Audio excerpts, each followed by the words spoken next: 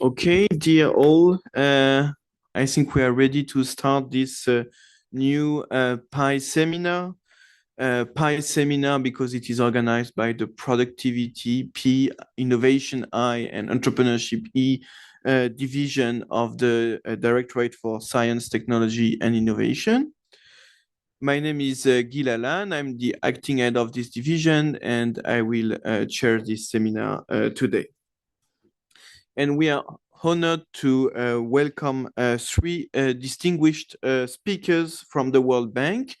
Asad Alam, Regional Director for Europe and Central Asia, World Bank's Equitable Growth Finance and Institutions Vice Presidency. Cecile Thioro Niang, Practice Manager, Finance, Competitiveness and Investments, Europe and Central Asia. And Fabien Scheifele, economist in the same unit. So today, Asad, Cecile, and Fabien will present the World Bank's new Europe and Central Asia Productivity Report, which analyzes the drivers of productivity growth using, among other things, firm-level data and outlining a path forward centered on TIDES, standing for trade, investment, digital efficiency, and skills, to unlock productivity, boost competitiveness, and drive a new era of shared prosperity. And these topics, of course, resonate with the work of the PI division, and that's one of the reasons why I'm particularly glad to host them for this seminar today. So before we begin, I would like to remind you of a few housekeeping rules. As you know, this event is conducted in a hybrid format. So for those in the room, if you wish to ask a question to the speakers, you can use your microphone. And for virtual participants, you are welcome to ask questions through either the Q&A feature in the Zoom application or in the chat. And should you wish to speak, you may raise your hand and our technical team will assist you in enabling the microphone. But before handing the floor to our guests from the World Bank, I'm pleased to invite Grégory Lecomte, head of the Central Asia unit in the Eurasia division of the Global Relations and Cooperation Directorate at the OECD, to deliver some opening remarks. Thank you, Guy. Welcome, colleagues, dear OECD colleagues. The seminar, in fact, is a good opportunity for us to understand better productivity challenges in the Europe and Central Asia region, a region that we have been working with for a long time. If I can recall the long-standing engagement of the OECD with the region, so in the 90s, we had this foundational work through targeted initiatives like the Green Action Task Force on Environment or the Anti-Corruption Network for Eastern Europe and Central Asia to fight corruption, or the OECD EU Sigma program on public management. Lately, in 2000 and 2008, there were two regional programs that were created. One is the OECD Southeast Europe regional program, covering the 6 Western Balkan countries that are covered by this report. Focus was on private sector development, competitiveness, and a convergence towards OECD and EU standards. Another program which I represent today is a Eurasia Competitiveness Program, covering Eastern Europe and South Caucasus and Central Asia. There was a focus on business climate, competitiveness, and more trade and transport connectivity. In all these cases, we work heavily on a level playing field, the right institutions, the enabling environment for businesses to thrive. And in this context, we are very curious and looking forward to hearing the debates today. We see very strong alignment with your work and our work. We do not collect the amount of data you collect, to be fairly honest with you. So this firm level data collection is quite impressive, and I'm quite curious to hearing more about this. We will continue, of course, trying to align with you as much as we can. We had your colleague Ivailo Izvorski came in March to present a publication for the World Bank as well, revolving around slightly different topic, but yet among the same thematic area. So this is quite good for us. We want to reaffirm our commitment to working with you, and we look forward, in fact. And in each time we travel to the region, we try and meet with your colleagues. We appreciate a lot interacting with them. Thank you very much. Thank you, Grégory. I'm now going to invite Asad, Cecile, and Fabien to present for until 40 minutes. Thanks, Guy, and thanks, Gregory. So it's great to be here. Presenting this report to people who are, experts. All of you who are experts in this field and have been looking at it. So, Guy, you have a very interesting title for your group. PI. So, what PI means so many different things, but actually, we in some ways we are also PI because we cover issues of trade, of investment, of private sector and financial sector. So some months ago, we changed our name, and we call ourselves Prosperity. Productivity, prosperity, you cannot have prosperity without productivity. So I think in some ways it connects very well with the work that you all do. And, for many of us, we are avid readers of OECD publications and the work that you guys do. And of course, many of our client countries are members of the OECD. So it becomes very natural for us to be talking to each other. So this is this report that Cecile and Fabien will present, and because there's a long list of co-authors, not everyone of course can be here. Actually it's very interesting that we are presenting this report because the challenge of course the Draghi Committee report talked about the challenge of competitiveness, but this takes it further. It's about productivity, and it covers countries of Central Europe, Central Asia, and the Western Balkans, of course, and Turkey also. And it's very interesting for us to be looking at and assessing it because the decline in productivity is a global challenge, as we all know, and our countries are no exception to that. And so we wanted to document what has been happening. The last time we did a regional study on productivity was like 15 or 17 years ago, and in fact, I was here at the OECD, not in this building, at another building, and presenting that report at that time. So it takes a while to actually, collect, the data. But the world is very different today than what it was 17 years ago, and the challenge of productivity is very different.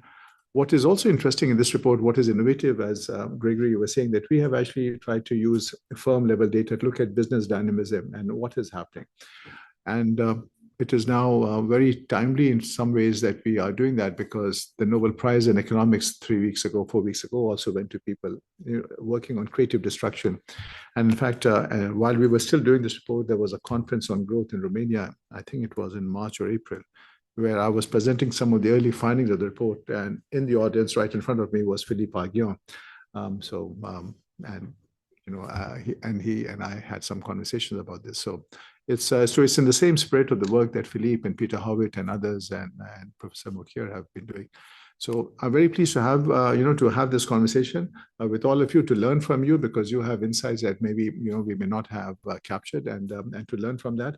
So turn it over to Cecile to make a presentation, and we'll have enough time. I think we really need to have a good, robust Q&A session with you all so that we can learn from you all also. Thanks. Thank you so much. Bonjour à tous. Thank you so much for hosting us. I think you're actually the first partners we are sharing these findings with. And we will have a formal launch on the 3rd week of November. But we are starting these discussions and these exchanges around the topic. So it's a pleasure to be here. First, I'm going to see if this works. Yes. So talking about the data that we collected. So we pretty much covered a period which is since the last report that we issued for productivity in Europe and Central Asia, which was actually authored by Asad. So that covers the past 15 years, 2008 to 2023, depending on the countries. We're focusing on the countries that we're engaged with as client countries. So that's, Europe, the Caucasus, Central Asia, the Balkans. And then we also have data on Ukraine, Moldova. So we managed to collect around 40 million observations in firm level data. That was through national statistical offices, revenue authorities, we have tax data, and also commercial sources. And later on in the Q&A, if you have more questions about the data, Fabien is here and will hopefully be able to shed more light on that. So this has allowed us to do to perform firm level analysis, and we're combining it in some places as well with some partial equilibrium analysis. But we'll say more as we go along in the presentation. So first of all, and I guess I'm talking to an audience that knows why are we focusing on productivity? But let's look at the data here. So what we're looking at here is, indeed, it's a global trend that there's been a growth slowdown. As we were looking at the data, we realized that there's really a pre and post 2008 global financial crisis. So we ended up looking at structuring our analysis around this pre and post period. And what we see here is, in pre-2008, we actually see that growth was dominated by total factor productivity in Europe and Central Asia. And if you look at what is the status today, you see actually that capital investments have actually grown, but it's really TFP that has more than halved. And to us, it explains most of the growth slowdown. And if you compare it with other regions, you see in East Asia, for example, you have not had this such a fall in TFP. Now, zooming on capital investments, what we're seeing, and here you have the ICOR, what we're seeing is, again, we're seeing that basically for 1 unit of output, you've needed more capital over time. So somehow in Europe and Central Asia, we're actually seeing capital becoming less and less efficient.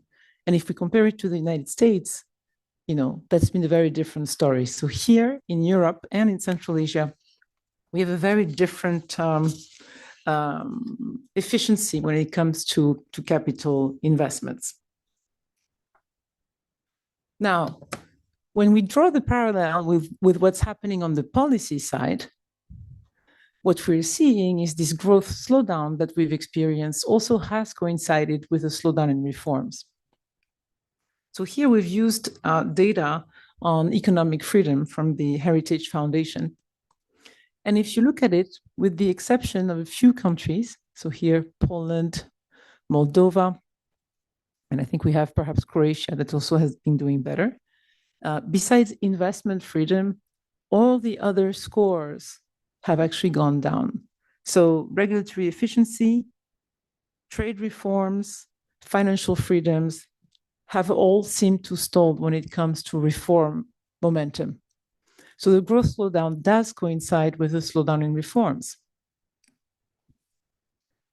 What we did next was to estimate what would be the projected GDP had the region continued to be as productive as it was before 2008. And here we're showing that, in fact, productivity mattered in terms of wealth, because countries would have been 62% wealthier had they continued on that productivity growth trajectory. So that's fact number one. But that's not the only issue. We're also looking at the channel of jobs. And in terms of jobs, what we're seeing here, what we're showing here, is we're showing quintiles of productivity. So the firms to the right in the fifth quintile are the most productive, and the ones to the left are the least productive. And so this is data that we've basically calculated. We've looked at the employment and the wage growth by basically productivity quintile, labor productivity here, over a period of 5 years.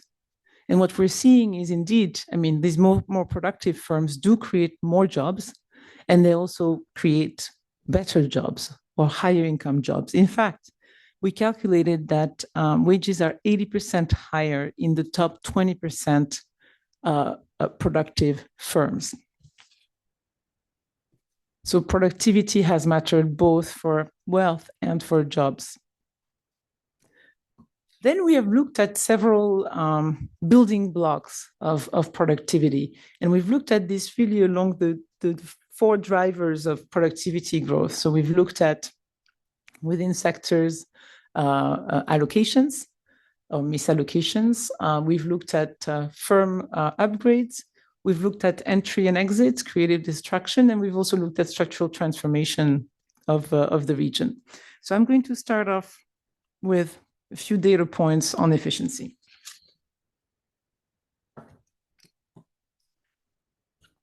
So here we've plotted countries depending on their income levels, and we've looked at basically how the factors of productions have been allocated. And what we're finding is that factors of production have actually been going to less productive firms. So for example, here, the Kyrgyz Republic, we are seeing that those are actually the lower the income level and the higher the misallocations in countries.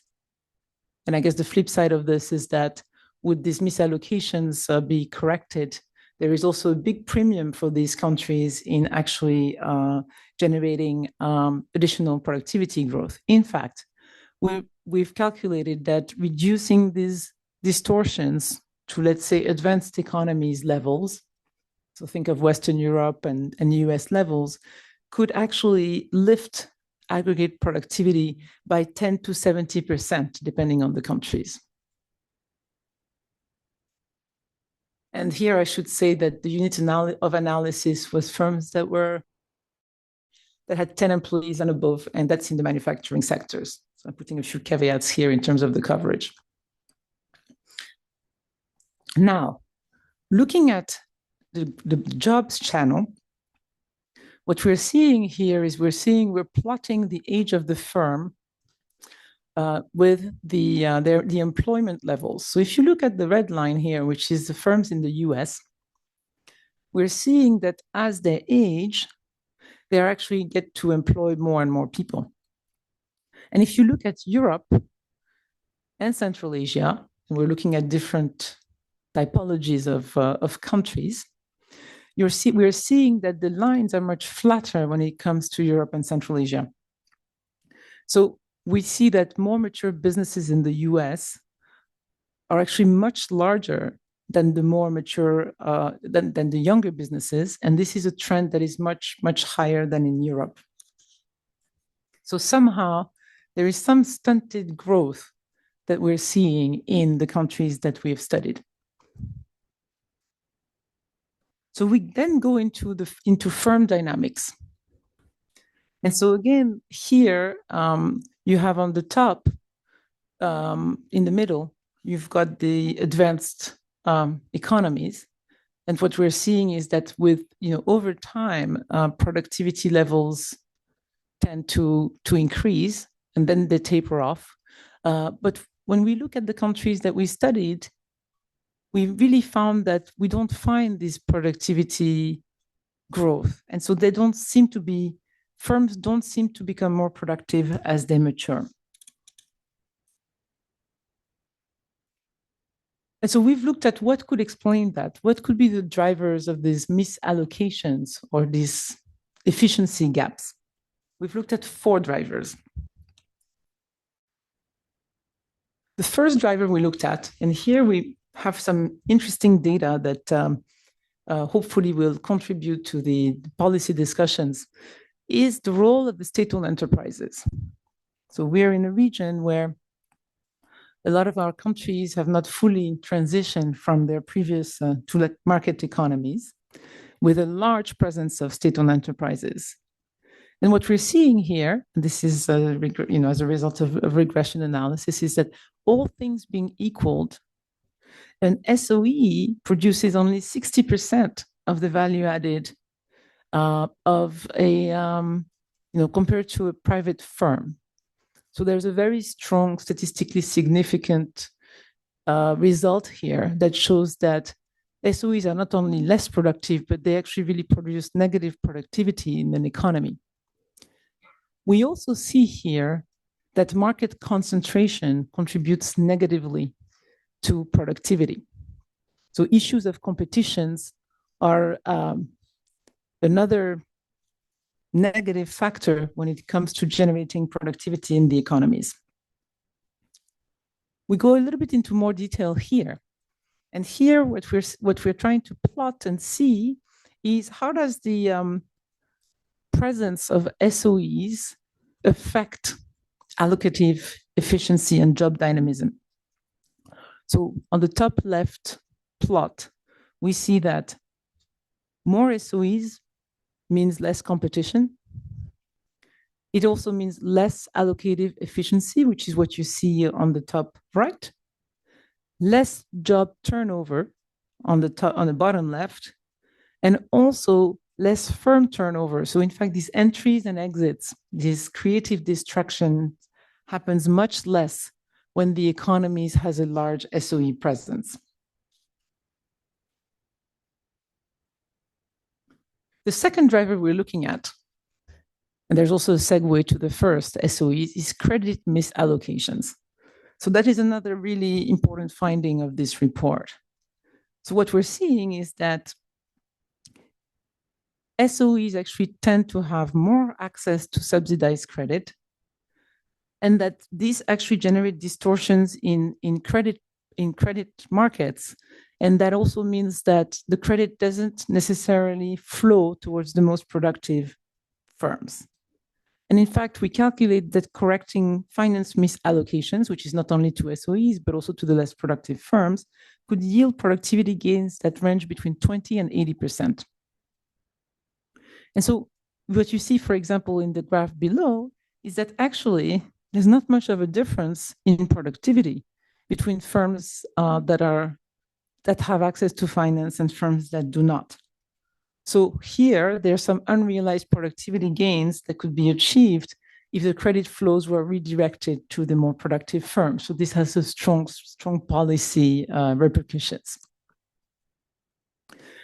Driver number 3, labor markets.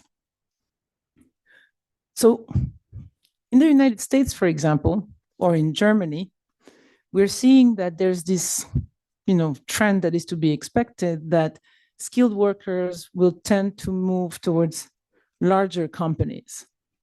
And if you compare this to the countries that we've studied, we're not seeing that shift towards large companies. So there seems to be, there's not a flow of labor towards the firms that we would expect would become more productive over time.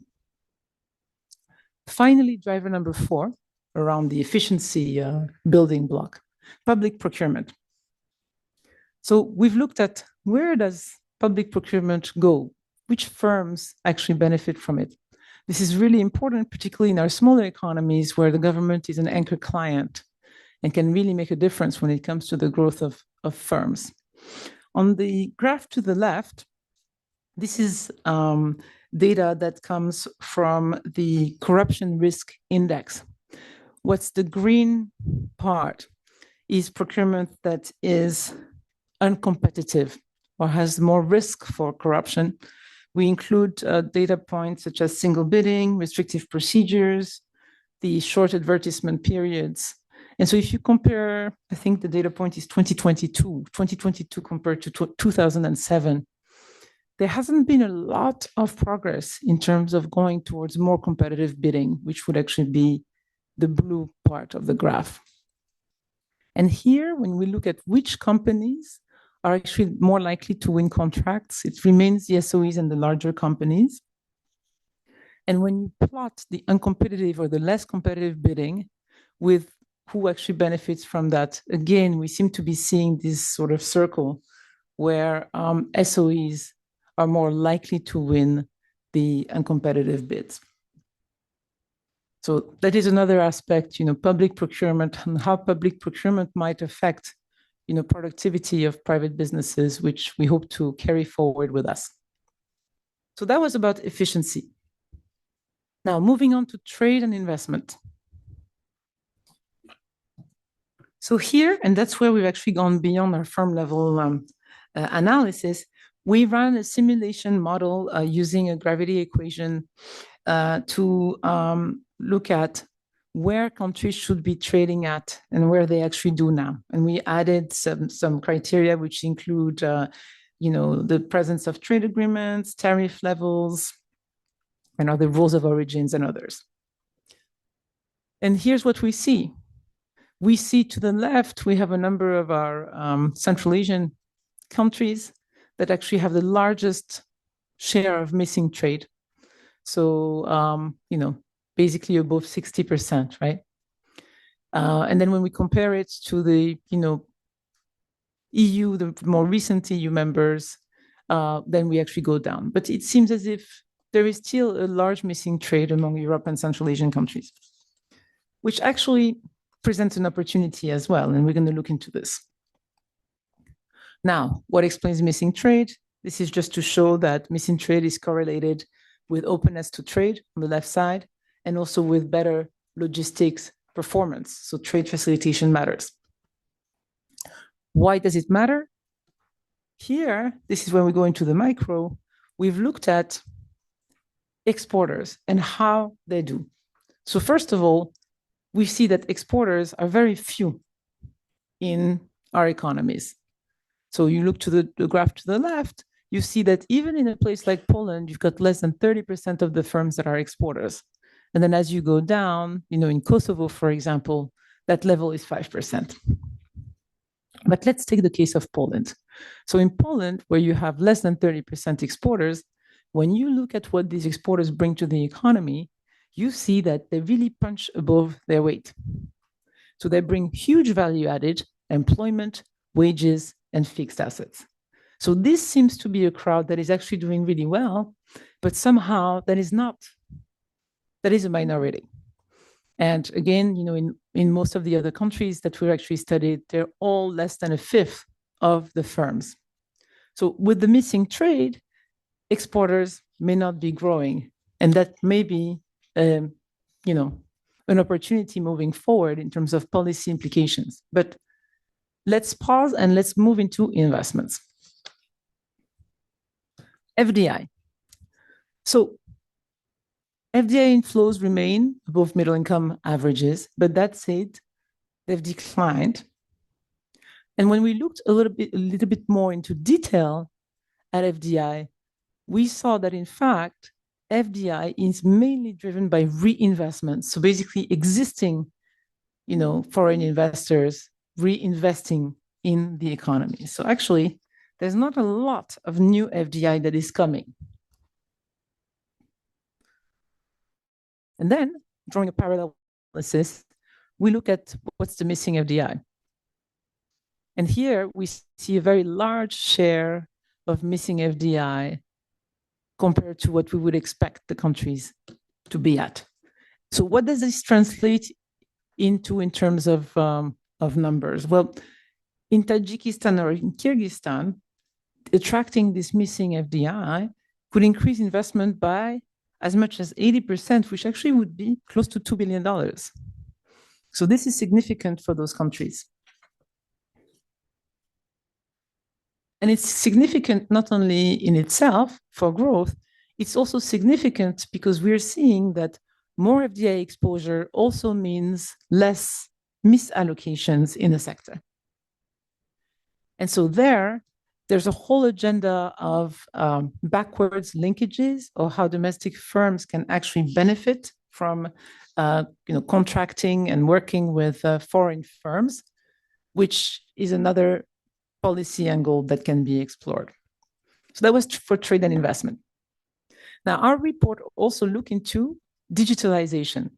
And here we look at both the digital technology adoption, but we also look at adoption of energy efficiency in firms.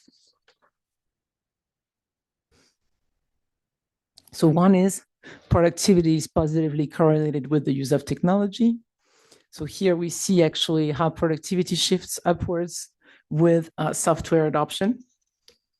So here, just to say a little bit more about this, and in fact, Fabien is the lead author of this chapter, so he'll be able to address the questions on the Q&A. We're looking at 5 technology classes.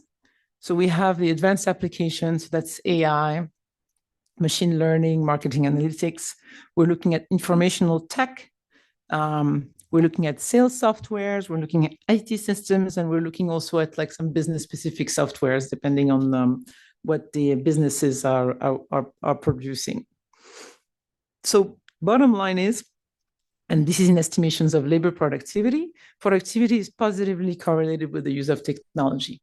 So here there's some good news and some bad news. The good news is, actually the issue of access is pretty much fixed.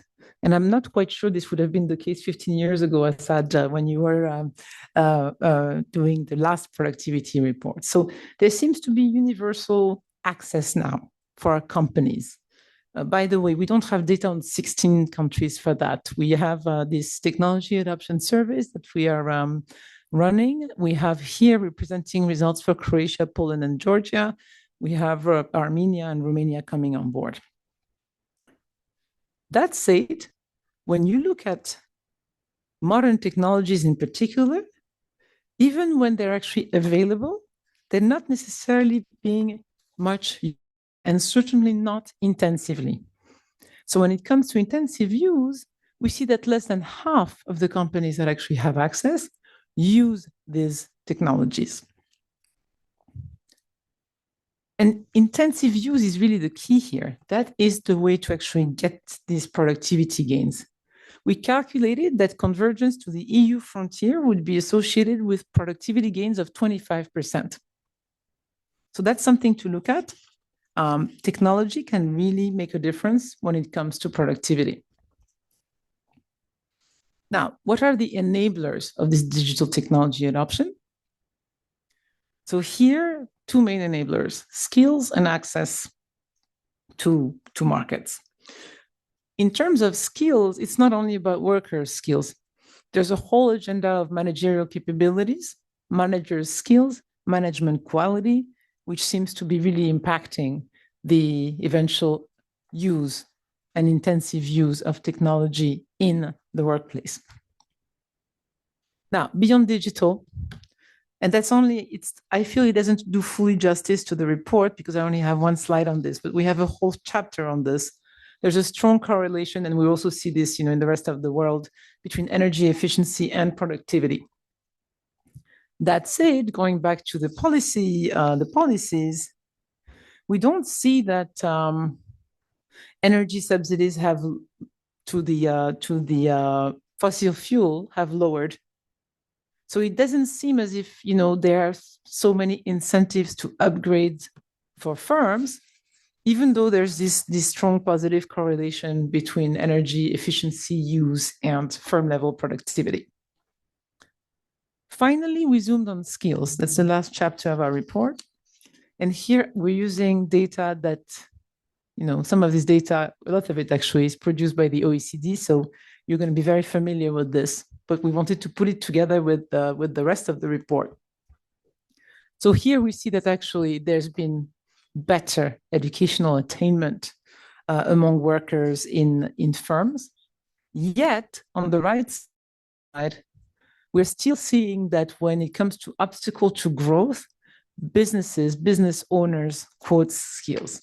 So skills remain an issue for companies around Europe and Central Asia. We looked at the misallocation of skills. So skills mismatch is still pervasive, which is actually what's on the left side. So here you see actually a combination of underqualified and overqualified problems, mostly overqualified though. And so there seems to somehow be a negative premium on wages among in the workplace in Europe and Central Asia. Looking at comparing our countries of study with, say, Germany, we still see that most of the workforce in these 16 countries trail behind, let's say, Germany in terms of proficiency of foundational skills.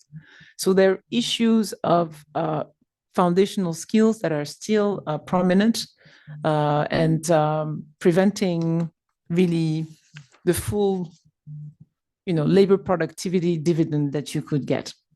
Why does it matter? And here we're only showing one graph, but actually there's 3 graphs to look at that are interesting. What we're seeing is that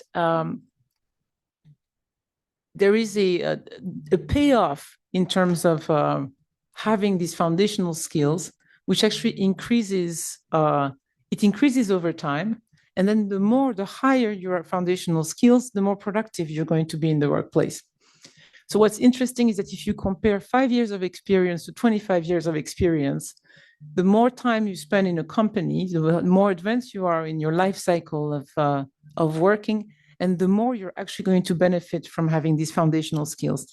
So question mark on, whether, there might be some interesting policy implications about the fact that retraining is something that will still, very much contribute to labor productivity and benefit people. With all of this, we present a framework, and Guy mentioned it at the start, but I'm going to go back to it, which is the framework of TIDES. So just to wrap up, 3 key messages from our analysis. So productivity matters for economic growth, that we know, but we've really found that actually 91% of the growth slowdown in Europe and Central Asia since 2008 has actually been linked to a productivity slowdown. That is why this focus is important. Secondly, we find that great to have capital investments. It's a necessary condition, but it's not a sufficient one to actually ignite growth. And we've talked a little bit about this capital efficiency gap, which needs to be complemented with TFP increases. And finally, reforms are central, and that's a very important part of the findings for this report. And we've started to engage with governments around these 16 countries to discuss what reforms they may want to engage in or prioritize to actually get the productivity back on its feet and even ignite it. Now, what is the TIDES? So this is the idea of riding the tides to higher productivity. And there are many ways to look at this, but we're basically saying that it's all about misallocations, actually, and tackling these misallocations, catalyzing from upgrading, boosting entries and exits through boosting competition can lead to large welfare gains and a jobs dividend. So TIDES is trade, investments, and in investments, we mean not only going for the quantity of investments, but also for the quality and making sure that the spillovers are there so that our exporters, that are these better performing firms, actually can benefit from that. D is digitization. So not only having access to this digitization, we are past access, there needs to now be use. And so how do you actually promote the intensive use of technologies for firms? Efficiency, and that's just reducing these misallocations. That's going to require a better business environment, increased competition, level playing field with state-owned enterprises for private businesses. And finally, skills. And so aligning talent to matching it to the required skills in the workplace, driving lifelong upskilling, but also looking at managerial capabilities of firms so that they can actually really make the right decisions. So that's TIDES. So how can Europe and Central Asia ride the tides to higher productivity? So I want to finish with this. And we look forward to your comments and to your perspectives during this discussion. Thank you so much. Thank you, Asad, and thank you, Cecile, for this presentation. Before opening the floor for questions and opening the floor in the room and also online, we have more than 50 participants connected. I would like to give the floor to our lead discussant who would provide her reactions to the paper. So Katja Schmidt is a senior economist at the OECD and the head of the Canada and Romania desk at the economic department. Katja, please go ahead.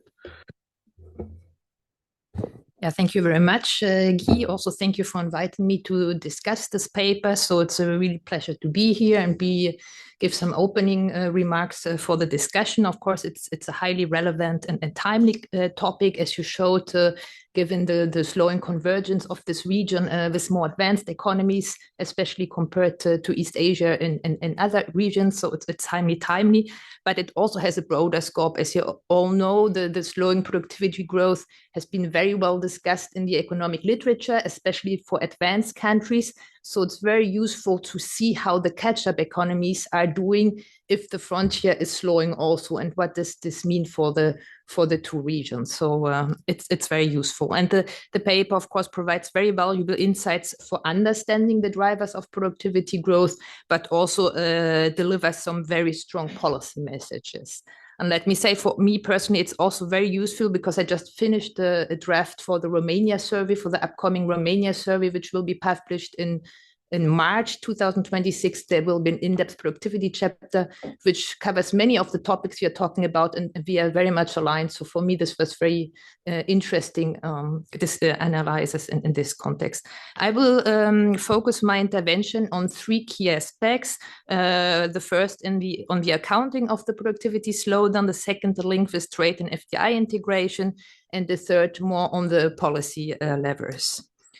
So on the accounting for the productivity slowdown, so what you show on your slide, what you call on your slides efficiency, of course, many of your findings are in line with what has been documented for advanced economy in the literature. So most of the slowdown in growth and productivity is driven by TFP growth. It's not so much driven by capital deepening, labor participation, but it's really this TFP which counts.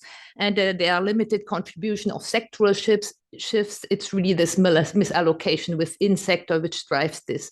And this is really what calls the literature from advanced countries. And it's interesting to see this is also for these catch-up reasons. There are some other additional interesting results to take of this. For example, on the sectoral ones, what you see on the advanced economies is that this TFP slowdown is concentrated very much in some very specific sectors. So we don't talk so much about this in this paper, but it would be interesting to see if this is also the case for the regions. For example, in Canada, it's really much on the manufacturing sector, ICT sector, so some very specific sector, or is this really a broader issue on the economies covering all broader sectors? And also in the paper, you say that there's some sort of evidence, some expansion of low-skilled services sector and premature industrialization. You don't talk about it so much in your presentation. I found this very interesting, and would be curious to have your view how this goes along with your other finding that it's not really a sectoral shift, but this is actually what is well documented. We see this expansion of low-skilled services sector. So how is this contributing to this productivity slowdown? Another very important point specifically for the region, and this is also something which I discovered very much for Romania, is that the within sector productivity differences between firms are very large. This also exists in the advanced economies, but it seems especially the case for this region. So there is a coexistence of very productive firms and low productive firms in the same sector. And this is a surprising result, because our theory would say, we have the market exit and entry dynamics, and eventually the non-productive firms would exit, and the more productive firms would stay in the market. But this seems not so much the case. So it would be good, maybe we can hear from you what you think is driving this. Is this really this economic barriers which you discussed, the financial constraints, regulatory barriers, policy distortion, or is it maybe also some sort of heterogeneous business models? Is there some companies, for example, which serve some very niche market, and so they don't thrive this productivity profit maximization, but maybe they look for employment maximization or for other policy objective? I would be curious to have your view on this. And also a second point which I wanted to make, which you showed in the presentation, I think it's very, very important, is this limited firm growth. And this is something I stumbled upon also for the work for the Romania survey. In Romania, we have very, very dynamic firm entry. So there's absolutely no problem with firm entries. There are millions of firms entering the market. There are not so much barriers to this, but firms don't grow. So they stay small, they don't scale up. And this is really a problem, especially if you compare it to countries such as the US. But it's also a problem in other countries, more advanced countries. For example, as I come from the Canada desk, it's also a problem in Canada, for example. You have the scaling problem. And this is a very interesting question I found, which would be an efficient way to address this, given the complexity of the challenge and what is needed. And my last point on this accounting issue is more the important role of the SOEs. You make a very strong point on this in your presentation, also in your paper. I think this is very important. My challenge is a little bit, is it really driven by ownership? So is it really the state-owned ownership which is driving this, or is it other firm characteristics, like, for example, legacy firms? So I think we are in regions where, they have this historical business model, and even if they're not state-owned anymore, they have some sort of implicit policy support, which maybe other firms don't have. It's also normally large established firms compared to smaller young firms. And then on top of this general points, I wanted to make 2 points which you don't make in the paper, which are discussed in other papers on this productivity slowdown. It's the role of the crisis, especially the repeated crisis on this productivity slowdown. I think this could be also important for the region. It has been discussed that the great financial crisis had really this big, or it's discussed that it could have had productivity hysteresis effect because it comes from the financial side and had a big impact on investment. So do you think this is also could be a driver for the specific region, the impact of the great financial crisis on this productivity slowdown? And another point is this sort of mismeasurement. I mean, this is a very discussion I think very well aware of in the advanced literature, that there are some authors which argue that this slowdown is a bit, let's say, over-exaggerated, because we cannot sufficiently well account for intangible capital and other factors which have come up after the great financial crisis.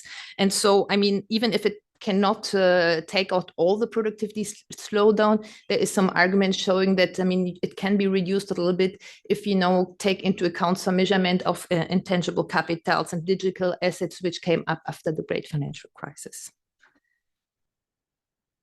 The second point on this trade and FDI integration, I really want to thank you for this, because I think that's very important to make this link with trade and FDI for the productivity growth. And I think it's very, very well established and nicely developed in the paper and also in your presentation. And what we see, and also take again the Romania example, is really this coexistence of sort of two sectors, at least in Romania, but probably also in the other countries. You have this very productive, export-oriented, often foreign-controlled sector, highly productive. And on the other side, you have a less productive, mostly domestically controlled, more inward-oriented sector. And so the problem is that the two sectors don't benefit from each other, let's say. So the spillovers are sometimes very limited. And it's really, I think, very important for lifting this overall productivity growth to really make this domestic sector benefit from bigger spillovers. And this goes beyond this traditional FDI attraction, which those companies do, these countries do often very well, but very often they don't have this linkage, I would say, enough on their minds. And the second point is that this productivity slowdown goes hand in hand with the trade and FDI slowdown since the great financial crisis. And so, of course, I mean, it's very interesting to know how far the productivity slowdown reflects some sort of the end of gains from earlier trade integration, and how the two are linked, and what is a good coping strategy for small or medium-sized countries, as there are in the regions, to react to this general, let's say, trade slowdown and trade fragmentation issues which we observe nowadays. And this brings me to the last point on the policy levels that you discussed. And there also I find the paper does a very good job in showing the important policy levels for lifting productivity growth. And what you also show very nicely that many of these measures are interdependent, and they will require multiple policy actions. So it won't be enough to address it on one side, but you will have to address multiple policy failures. Just to give an example, this region often has very low R&D innovative capacity. I mean, again, take the Romania example, it's there. And this very often is complementing also to lifting, for example, technology adoption. So it has been shown in the literature that innovation adoption in a certain way go hand in hand. So if you want to speed up adaptation, you will need to have to address also the innovation problem. And then there's the interdependency, because you also will need to address the skill problem, which goes along with this. And then also another very important point that you raise, that in most of these countries, digital infrastructure is actually very good. So right now, as you said, access is there. The problem has been more or less solved. For example, in Romania, it has one of the highest share of fast speed wideband, broadband access for enterprises in the OECD, higher than almost any other country besides Denmark in the OECD. But also they have this very low intensive use of this technology. And there it mentions also that the use is very unequal. So you have this really low share of population, which make very intensive, and not just households, but also enterprises, which make very intensive use of those technologies, and you have a high share of enterprises which don't use it at all. And so this unequal use, I think this is really an issue to tackle. And I think there should be in those countries a stronger policy focus on reaching those laggards, and not only on pushing the people or the companies which already have a high use of these technologies. And a last point I wanted to say on the skill issue, I mean, I could bring up many interesting ideas in your paper and in your presentation. I wanted to say something on the fundamental skills, because this was for me something very surprising when I took up the work on Romania, that in many of those countries which were part of the former Eastern Bloc, fundamental skills are actually so relatively low compared to advanced countries, because I mean, education in the former Eastern Bloc was very much focused on fundamental skills, literacy, mathematics, science. So this is quite, let's say, surprising results. I think many factors applied out here, and I mean, it's very important to address it. What we saw really in Romania is this really rapid decline in school infrastructure and teacher quality. So I mean, this I don't know if it's shared among the region, but it's really something which went very fast or relatively fast during the transition. So, I mean, they had a good starting point, but school quality and teacher quality really went down or degraded relatively quickly. And then my last point is on the finance access, just to support what you write. I think it's very important to strengthen financial access and risk capital in these economies, because I mean, financial intermediation, private capital access is still relatively low in the region. I think it's very important for small and dynamic firms to have access to finance if they want to grow. And I think I will stop here. There are many other points I could raise, but I try to keep it concise. So thanks for this very valuable and timely contribution to understanding the productivity decline, and both in terms of the driving factors and also on the policy levels. Thank you so much, Katja, for these remarks. I will open the floor for discussion now. So online, please raise your hand, or in the room. In the meantime, let me perhaps build on what Katja said and ask you a related question. So can you perhaps elaborate a bit more on the articulation and perhaps the prioritization as well between the 5 letters that you have in TIDES, what should come first? What is the most important factor? Because of course, they are all intertwined. For instance, efficiency and trade. We know that trade participation is determined by firms' productivity, but also by productivity dispersion, and that trade in turn can affect the resources allocated to the most productive firms. The relationship between skills and digital, you showed it. The adoption of digital technologies is determined by the availability and skills, and even the relationship between adoption of digital technologies and productivity is mediated by the presence of relevant skills.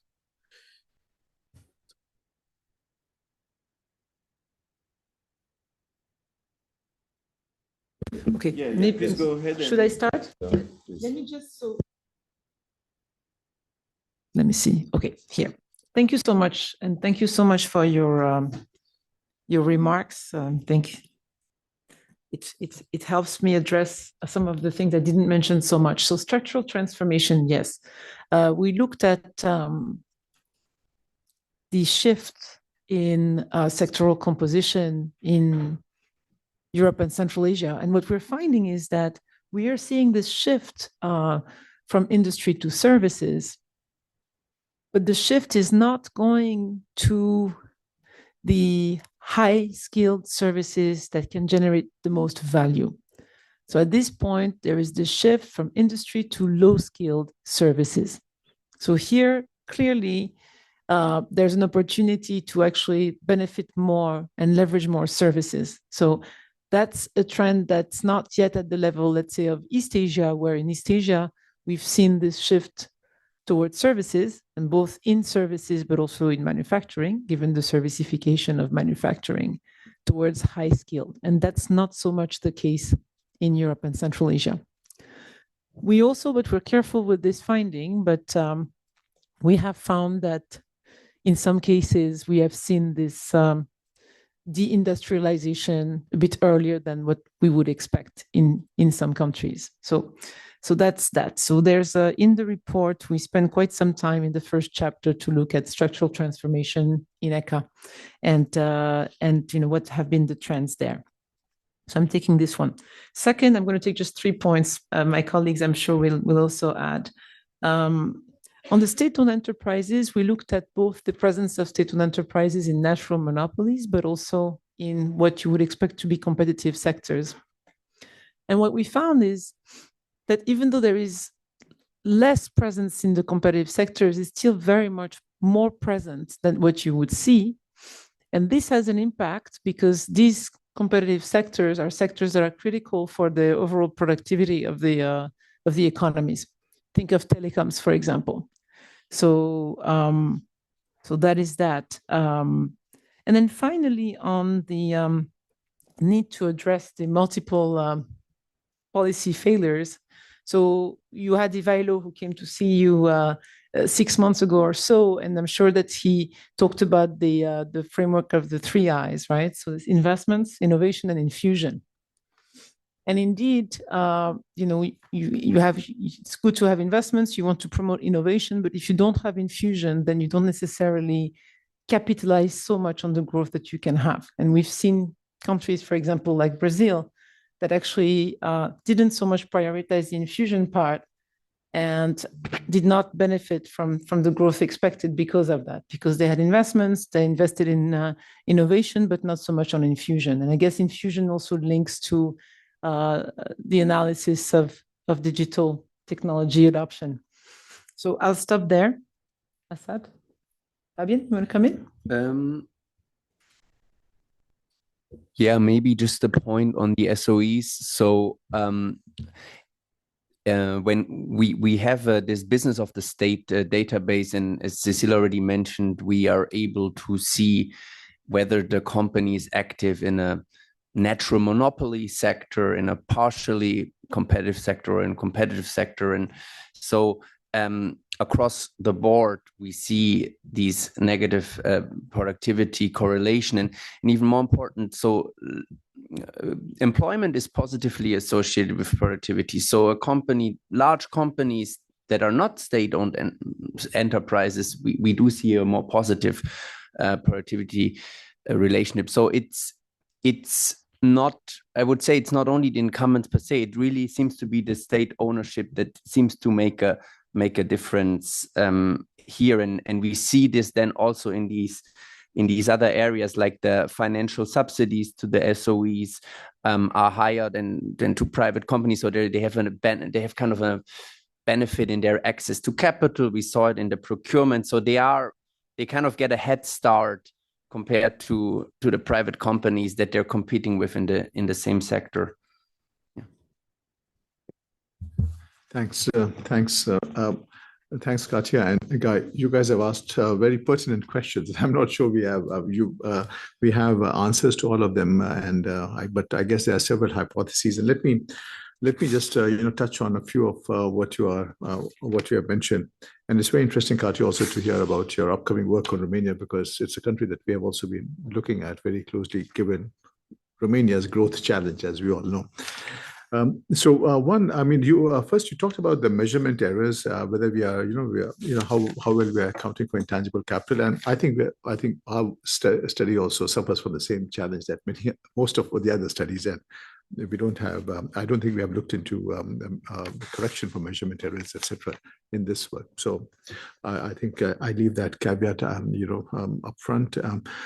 Second, on the question of the role of crises.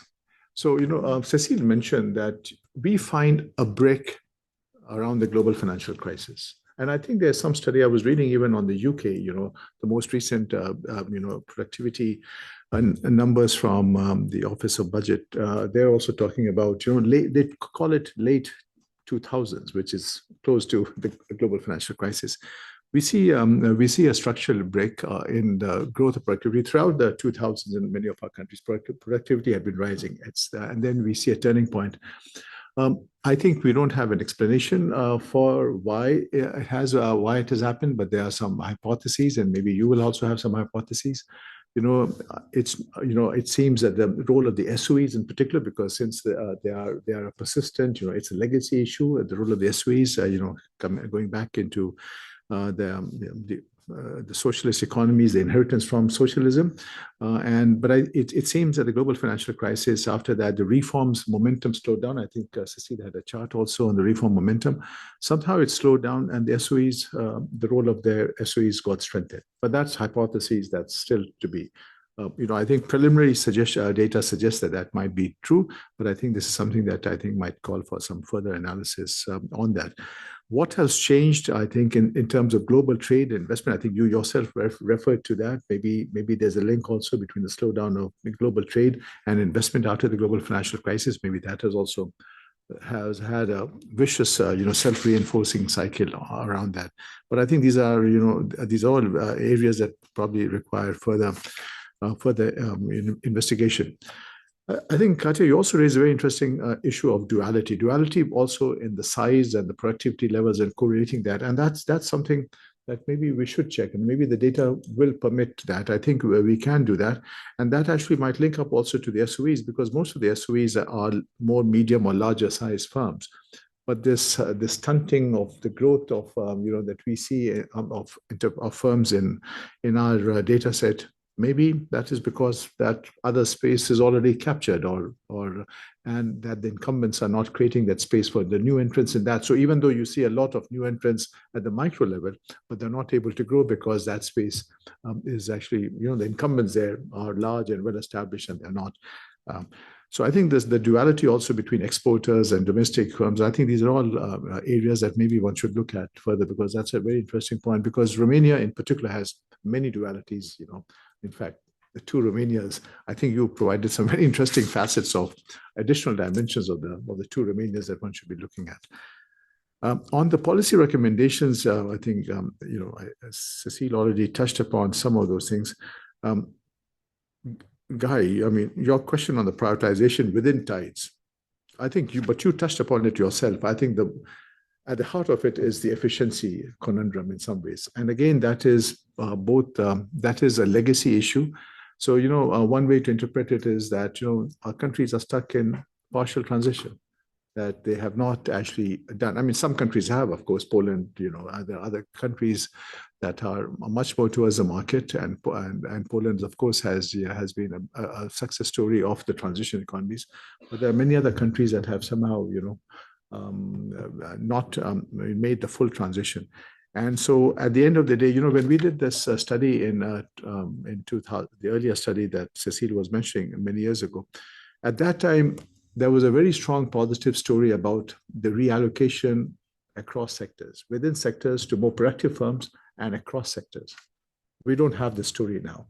This report actually has a converse story. There are improvements within firm, but not across firms within the same sector or across sectors. So this misallocation story has, is quite visible in the data. And that is suggestive, therefore, and in fact, the data also shows that resources are moving to less productive firms, for instance, in services. So that again suggests that that the allocation efficiency that you would like, the allocative efficiency, is not a driver for productivity improvements, and that suggests to me that we have a serious problem of partial transition in this, and people have, of course, written about that also. So I'll just pause there and take you. We may not have addressed all of the questions with the depth that they warrant, but maybe we can take more. Yes, thank you. We can take other questions. We can take other questions in the room or online. Yes, Luca, do you want to ask your question? Hello, this is Luca. I coordinate the Global Forum on Productivity here at the OECD. So thanks for the very nice narrative that you put together in this very many exercises. It's always very admirable to be able to put a red thread across such a high number of exercises. However, some of that was a bit less clear from the listener perspective. That's because I haven't read the report yet. So for instance, you seem to have made a large effort in data construction. But how does that relate to the pre-existing BEEPS survey or enterprise survey in the region? And why did you go through that effort? Was it to add, let's say, the entry and exit margin into the analysis, or were there other reasons? Sorry, I have several points. I hope you don't mind. So you do this exercise on the missing FDI, which is interesting. So perhaps if you can elaborate shortly on how you construct that statistics, because I haven't seen it lately. Then I have a point about country composition. I mean, the area is that you're covering is fairly heterogeneous, as Asad has just mentioned, right? You have fairly advanced transition country, well, actually almost out of transition countries, and you have conversely Central Asia, which is more properly in transition, probably, to my limited knowledge. So did you do any exercises that try to distinguish the two areas? And for instance, this very same point about servitization, some countries are clearly still in the heavy manufacturing development phase, while others are already moving towards a services-driven economy. Perhaps that's a distinction that you have exploited in some of the exercises and you haven't had the chance to show us.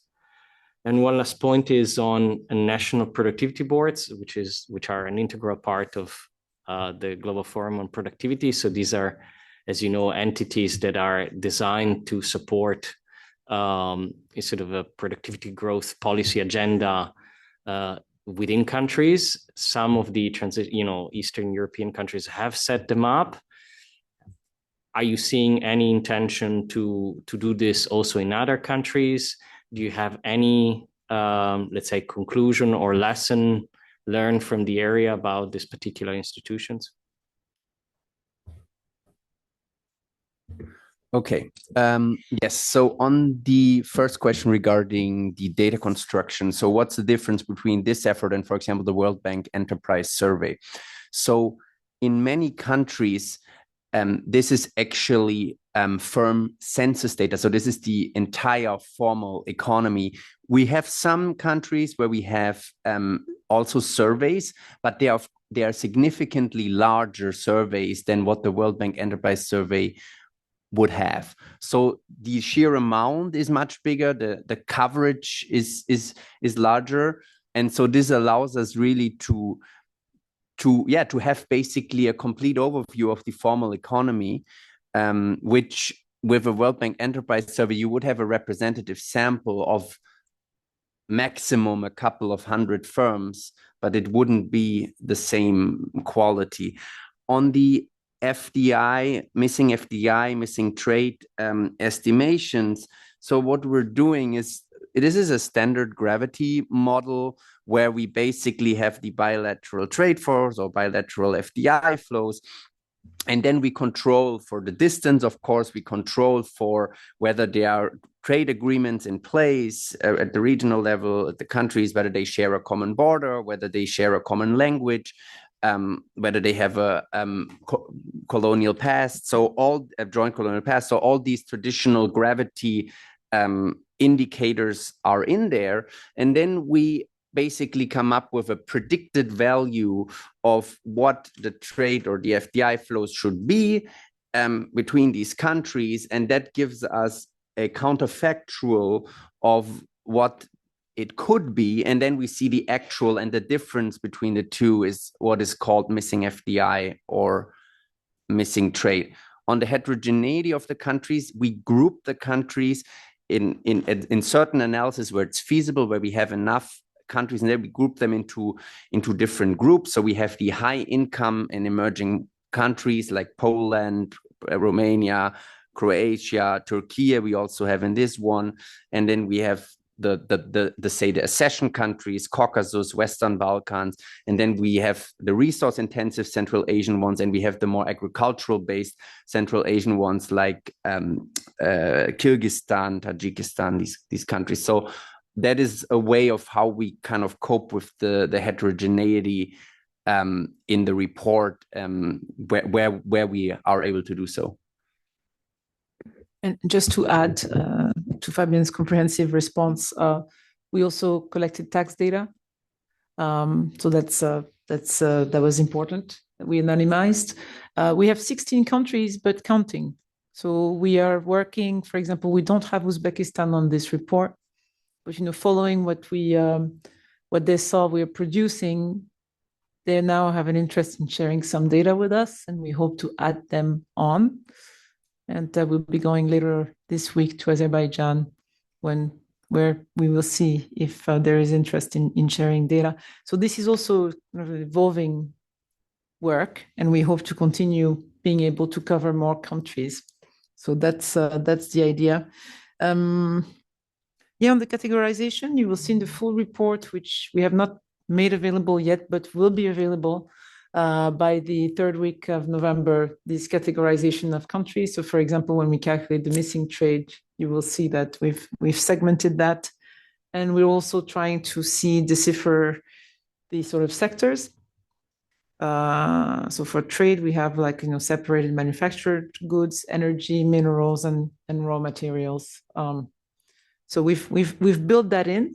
That said, at the beginning, we were discussing whether we would actually show a typology of countries and how we would actually present this report. But so far for us, what's been the most beneficial is to be able to actually have country discussions. So we've basically, in the end, decided to present this report, with a way to actually filter things by country and be able to show the country where it is on the TIDES.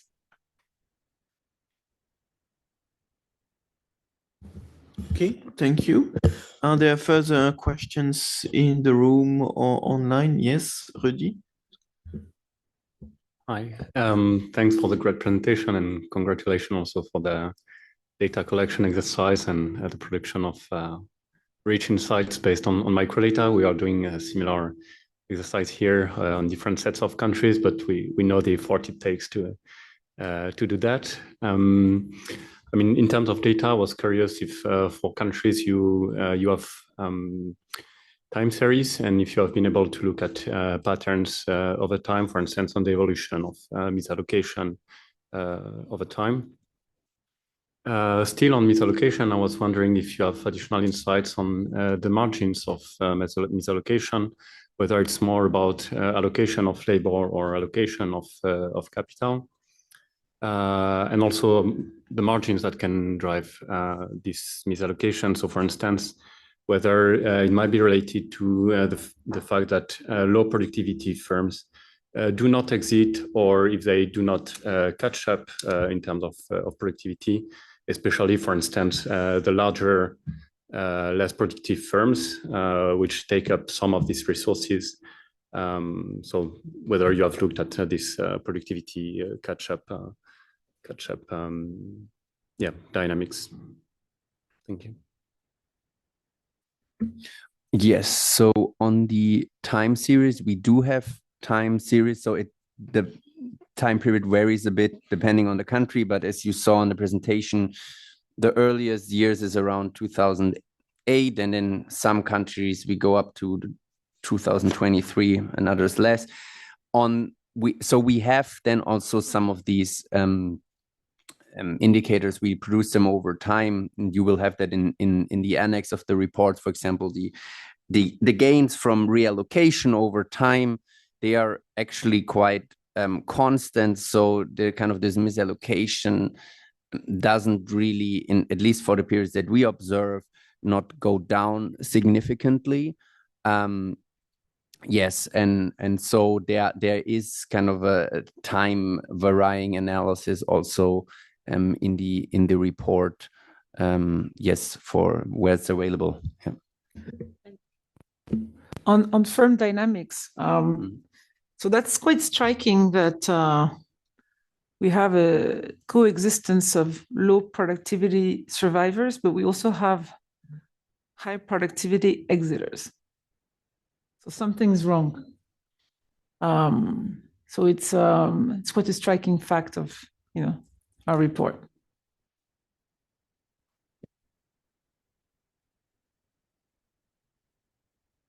We are struggling with some of the, understanding some of the data. One of the things is that, we are trying to see how we can make this data publicly available. So because it was given to us under various confidentiality agreements. So one of our challenges is because the more we can put this data out there and becomes public, because some of these countries don't even publish these things. So we have to, using this analysis, we're trying to develop confidence that, this data can actually help you understand, the dynamics, and therefore help you develop better growth strategies or whatever, or, policies.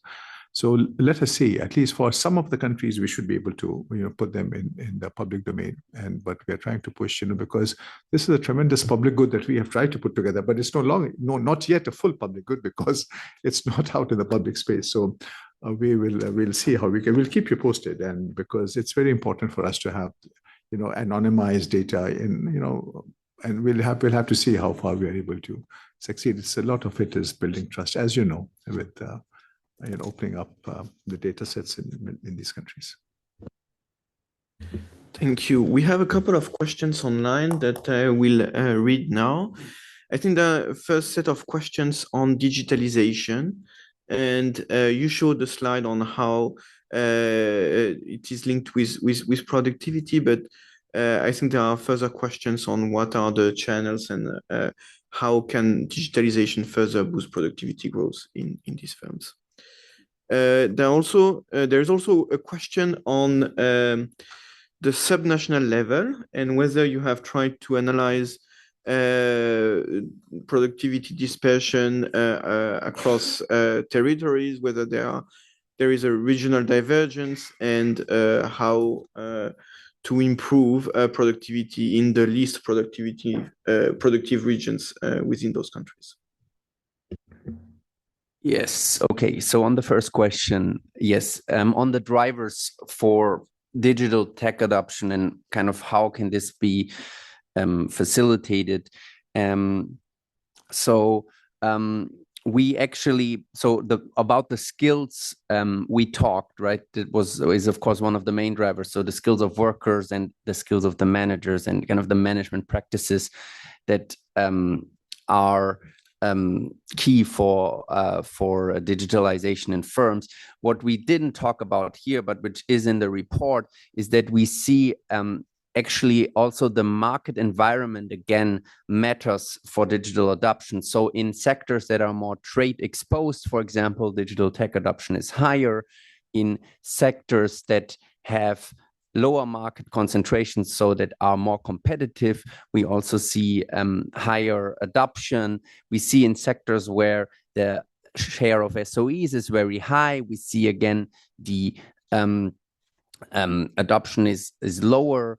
And so the factors that we find in the efficiency chapter of the report are also then again well reflected in this one. So it's not only about the skills and the upgrading internally, but the markets are mattering as well.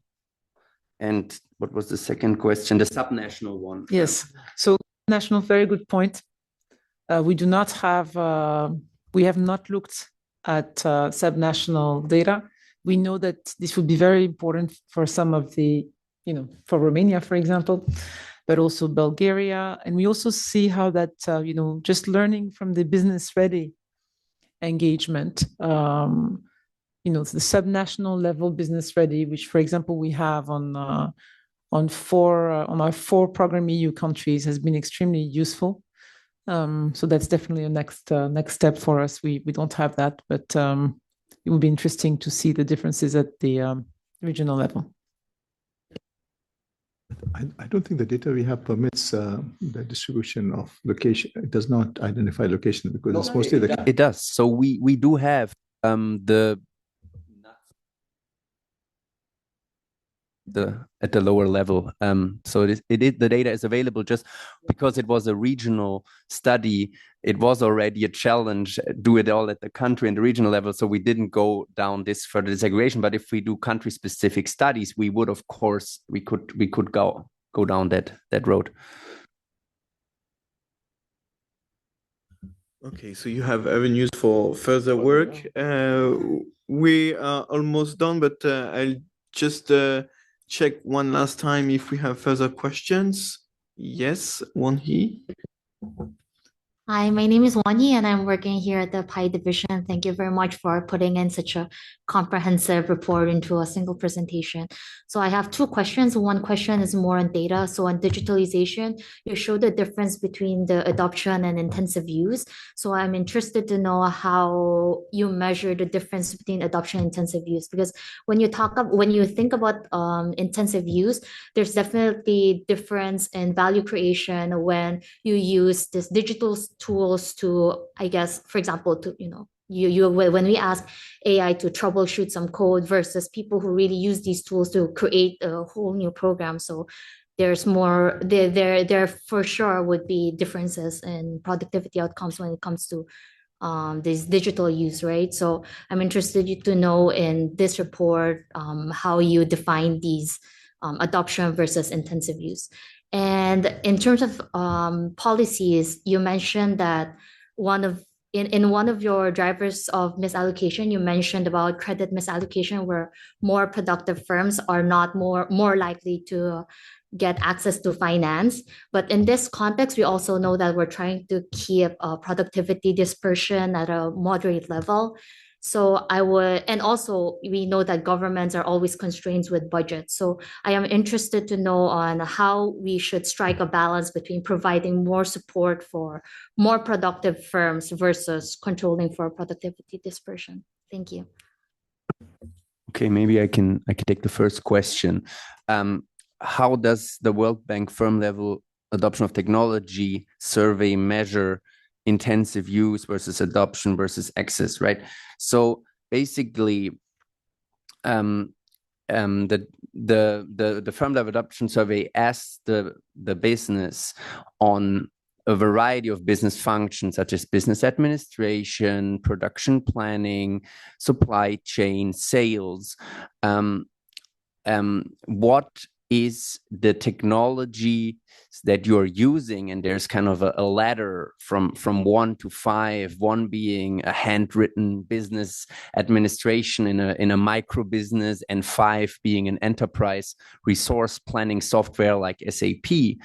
But then on top of it, it asks, okay, because companies often use multiple technologies inside the same company, and then it asks the company, okay, what is actually the technology that are using the most in this business function? And that is what is defined as intensive use. So when you see a discrepancy between adoption and intensive use, I mean, the company had some first time purchase or first time usage of this new technology, but it actually ends up using a less sophisticated technology for mostly. So there is kind of this gap between, okay, I've seen it, I've purchased it, I may have even used it somewhere somehow, but it's not the most intensively used technology for this particular business function, and that is the difference.